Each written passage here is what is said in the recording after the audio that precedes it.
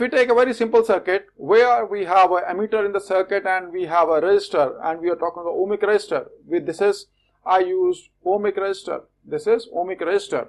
Now what is a ohmic resistor? If we say ohmic resistor, ohmic resistor is, we have conductors, we have insulators, so they have conductivity, they have a resistivity. So all the conductors, they conduct also, and they offer some kind of a resistance also, some opposition to the flow of charges. That is what we say a resistance. So there is no perfect insulator and there is no perfect conductor. All the conductors, they have some resistance, and all the insulators, they have some conductance. And then we have semiconductors which have resistances higher than the conductors and lesser than the insulators. Germanium, silicon, they are semiconductors. When we talk the conductors, all the metals, they are conductors. Glass and mica, they are the examples of the insulators. So over here, when we say ohmic resistor, let's say this is a conductor. So what we do is, across this, as we increase the V, as we keep on increasing the V by changing, initially let's say first we put a battery of 10 volt and then we make it at 20 volt, then we make it at 30 volt and so on. So as we keep on increasing the V, then it is seen that is the current is also increasing linearly as we are increasing V. So there is a linear relationship between the voltage and the current.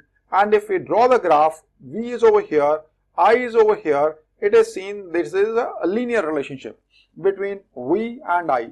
So V is equal to IR, V is proportional to I, so V is equal to IR. So V by I is a constant, that is resistance of this conductor or this resistor. If the relationship between V and I is a linear relationship, we say that this is an ohmic resistor.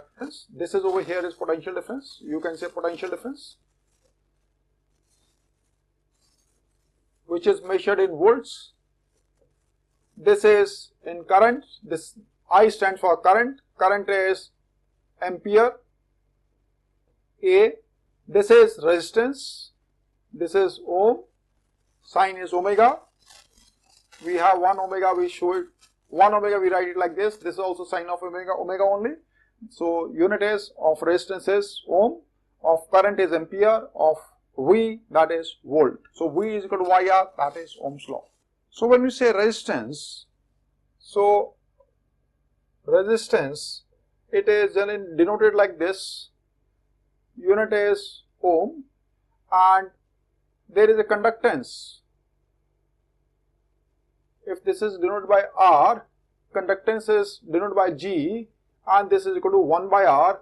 Our unit is ohm minus 1, or this is also written as MHO. Reverse it and it becomes MHO. It is also seen that resistance is equal to rho into L upon A. That is, resistance of any conductor, it depends upon its geometric dimensions also.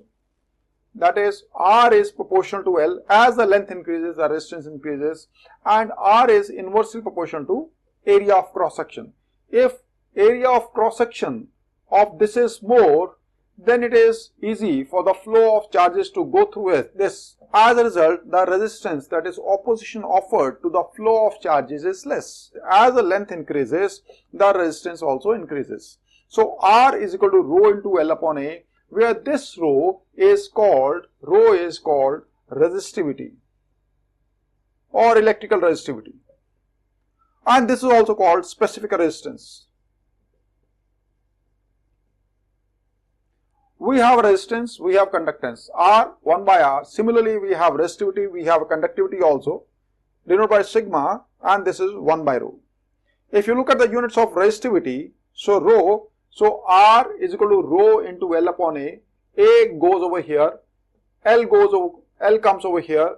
So this is ohm, this is meter square upon meter, this is ohm meter. So ohm meter is the unit of resistivity. So this is ohm meter is the unit of this, and similarly conductivity is ohm minus 1, M minus 1.